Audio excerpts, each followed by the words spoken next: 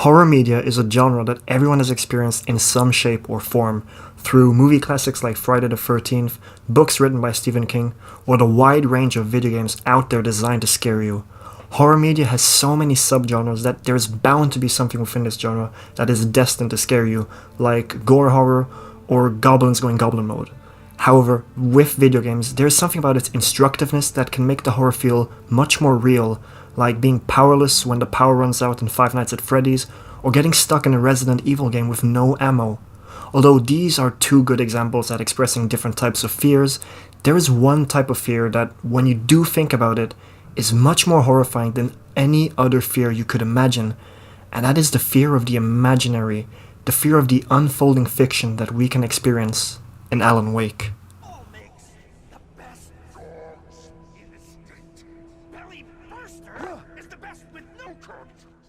I know that what I just said, the fear of fiction, is a strange fear to have, but to make my point coherent, I'll need to go over the key plot points of Alan Wake and summarize the whole plot of Alan Wake in as short amount of time as possible, so that's the spoiler warning. Alan Wake is a game about the best-selling author, Alan Wake, surprise surprise, who is currently suffering immense writer's block. To try and find some inspiration to his problem, he takes his wife with him on a retreat to Bright Falls, an isolated town. However, it is in this town where stuff is about to go down. Bright Falls is a place that changes like night and day. Townsfolk seem very reserved and skeptical, whilst also acting very nonchalant. But it's not just the townsfolk that arouse mystery, it's the house at Cauldron Lake that Wake decides to stay at that houses a lot of the mystery of Bright Falls itself. A mysterious woman then gives Wake some cryptic message, and then lots of curses and paranormal stuff happens, leading to his wife getting kidnapped. So Mr. Wake sets off to look for things that the kidnapper wants in exchange for his wife, and how to beat the mysterious shadows, and along the way he must kill other enemy shadows, called the Taken, using bullets and light. This goes on for a long time and turns into a goose chase of sorts, where Alan looks for any info to find out how to beat the dark place, the root of all the darkness and problems that he has been experiencing, and finds out that the only way to save them is to finish the book that he was writing. As the story comes to an end at Cauldron Lake and completes the book, he traps himself in a dark place, saving Bright Falls. That was a lot to take in, and I hope that I managed to explain it thoroughly enough, as I tried to only include the main plot points of the story, and if other important parts that I did not mention come up later, I'll explain them then. I hope that quick summary of Alan Wake was sufficient, but let's just continue. The house which Alan stays in is, mildly put, a central plot point to the entire story of the game. Not only does it serve as the start and ending of the game, but it also functions as an implication of a far greater plot point, the mind. If you think of life as a body of sorts, there is one factor that is at the center of it all, the perception of the world, which comes from how we think in our minds. I'm not saying that the house is the mind itself, but rather that it lies at the center of the story and shows the duality that it shares with the way Alan Wake is currently perceiving the world. Although Alan Wake is very much a realistic character suffering from very real issues like writer's block for instance, the situation that he finds himself in is very much not grounded in the supposed reality that has been created for this game. Unlike many games, a core aspect in what makes games relatable, although how unrealistic they may be, is that they are grounded in their own reality. Take Dark Souls for instance. The game is set in a high fantasy setting, where the usual fantasy stuff takes place, like magic spells and fantastic beasts. Everything that happens in the game can happen in the game. Or even take an earlier Remedy Entertainment game, Max Payne, depicting a crime-ridden New York where no magic or alien shenanigans are going on. However, in Alan Wake, this is not the case. For many games, having out-of-the-ordinary events happen in the established world can be a detriment towards it, but in Alan Wake, that is not the case. Even though this bizarre turn of events is, well, completely and utterly nuts, it is a key theme in expressing a type of fear that even though we might not think much about it, it is there, which is the fear of the unthinkable.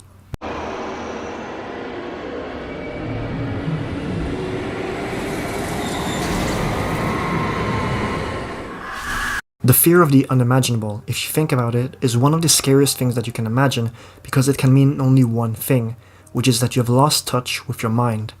Your own mind has taken control. I know I am no scientist, I am simply a dude with a Sonic profile picture on YouTube talking about a concept of sorts about a game, but we do know that our mind can do many things. There have been countless examples of how powerful our mind is, that our own subconsciousness can trick ourselves into believing certain things that aren't really there, whilst other people who suffer from this fall under the fantasy-prone personality. This personality trait is used to describe people who are so deep into their own fantasy over a long period of time. Thinking about this, it shows a world that not many of us actually experience. I mean, we all see the world differently, depending on various factors, but to see a world that you don't know is far from reality is tragic in a sense. Like, really tragic. There have been many stories told that show characters suffering from this, like Blanche in A Streetcar Named Desire, or one of the most well-known examples of this, Jack Torrance in The Shining. Alan Wake takes a lot of inspirations from Stephen King, even throwing a few nods to him in their cutscenes, but one idea that they touch upon, although to varying extents, is the idea of falling a victim to a fantasy. Of course, in The Shining, we know that Jack has lost full control of his mind to the Overlook Hotel and gone full rogue, whilst Danny and Wendy are well aware that Jack is not experiencing something that is based in this reality. Or is he? You see, the Overlook Hotel not only took over control over Jack's mind and sends him into this descent of madness, but the hotel also causes other supernatural elements to take place, when the imagination bleeds into reality, becoming a fiction. Now, did the events of the Overlook Hotel happen? Well, yes. Jack has become one with the hotel, and both Danny and Wendy will forever remember the events that went down there, but how sure are we that it actually happened, and that it was only their imagination? I know that there is a sequel book to The Shining. I haven't read it, and I'm not sure if it answers any of the questions there, but this idea of having fiction become a part of reality demonstrates how our mind can cause us to see and perceive things that simply aren't there. There are many examples of how hallucinations and how our mind tricks us into seeing images that aren't there. However, there is an example that can be done right now, anywhere. There is a mirror experiment that you can do where all you have to do is simply stare at your reflection and just stare. Gaze deep into yourself, and sooner or later, your mind will start playing tricks on you, either causing you to see changes in your own face or other unexplainable stuff happening in the background. Of course, not all people have the same brain, meaning that some people are more susceptible to mind tricks than others, as only 68% saw deformations in their own face conducted in this experiment at the University of Urbino. But back to Alan Wake. These examples that I've shown here prove one thing, that our mind is very much capable of tricking us into seeing things that aren't there, and that is one thing that Alan Wake is struggling with throughout the game. Since the events of Alan Wake's book are turning into reality and nobody really believes him, it raises the question as to whether what is going on, whether it's real, or if he's imagining it. Since the events that Alan is experiencing is very real to him, yet non-existent to the others, makes him point in portraying, not fully, but a side of how it is to experience a sort of someone who is suffering from a fantasy-prone personality. But this divide between Alan Wake and the other cast of characters manages to give off this Twin Peaks sort of atmosphere, where trust between characters becomes non-existent, and it just leaves us with a time to... I told myself I could rest here, sleep here, and forget about my work.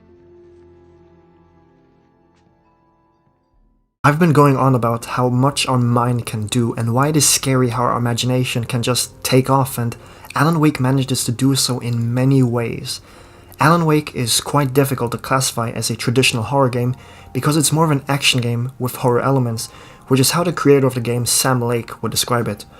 However, even if it is an action game at its core, the elements of horror here manage to capitalize on many fears that have a direct involvement in how the imagination functions. One, like I mentioned briefly, the Twin Peaks atmosphere. Twin Peaks is a crime TV show where a detective has to solve a murder in a town filled with people who all seem suspicious one way or the other. This same issue of trust can be applied to Alan Wake. There are many characters here that all seem like they know more than they let on, like Barry, Alan's best friend, or the radio host, Pat Main.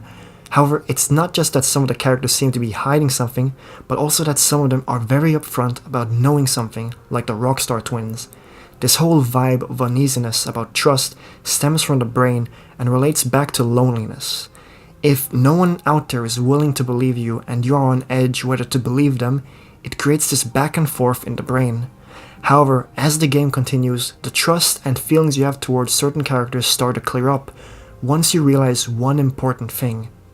All the characters in Alan Wake serve a purpose. The best way that I can describe this is through the literary term Chekhov's gun, which is a term originating from the fact if a gun is mentioned early in the story, the gun must be used by the end of the story, meaning that if something is mentioned, it must come back in some meaningful way later on in the story.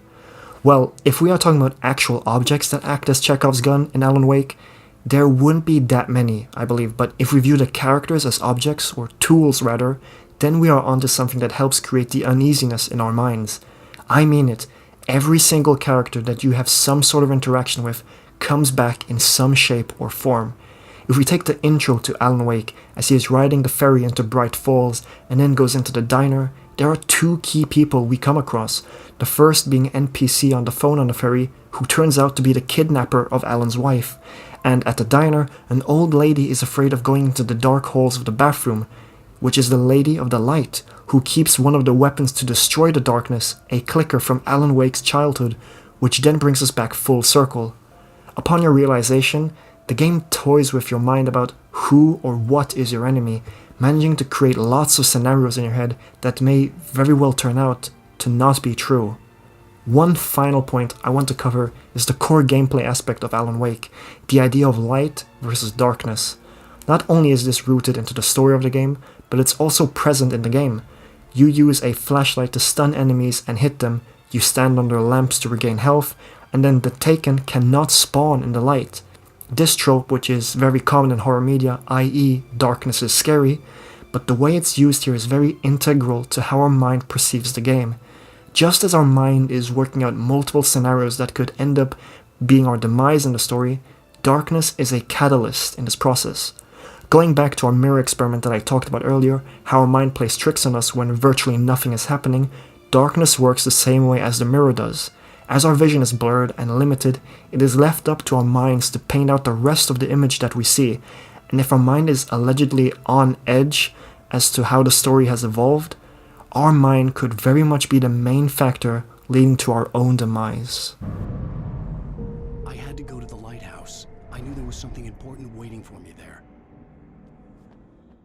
Alan Wake is a game that I love for a variety of reasons. It's a fun game with one of the best written stories in video games, but along with this good time, it also shows us a dark world. No, not literally a dark world, even though the game is mainly set in a literal dark world, but a dark world where we actually aren't in control of what we do. We might be able to walk around, live our lives with friends and family, but it could very well be that is what our mind is telling us, as we have fallen victim to our own imagination. And that is why I fear the power of our mind and how it is capable of toying us through our imagination. And with that, welcome to the end of the video. I hope that you enjoyed this more, spooky video compared to my recent stuff. It is October after all, and I wanted to make 2 videos I've planned for this month to be horror themed, and Alan Wake fits right into this category. Like usual, any support or critiques are appreciated. If you would like to see more from me, my Twitter, Patreon, SoundCloud, and Discord links are all in the description. But yeah, since we are talking about scary games, let me tell you about some scary games that I cannot wait for. So first up, we have the Callisto Protocol, which looks really, really good, and, the, OG Callisto Protocol, if you call it that, the Dead Space remake. Oh, and of course, there is the rumored Silent Hill stuff coming out, which I hope is true. It's a franchise I've always wanted to get into. But lastly, my 2 most anticipated horror games are, of course, Alan Wake 2, and, not only that, Resident Evil 4 Remake, which is getting closer day by day, but that's enough for me. I hope you had a good day, have a great rest of your day, thanks for stopping by, and I hope to see you in the next one. With that, Storm out.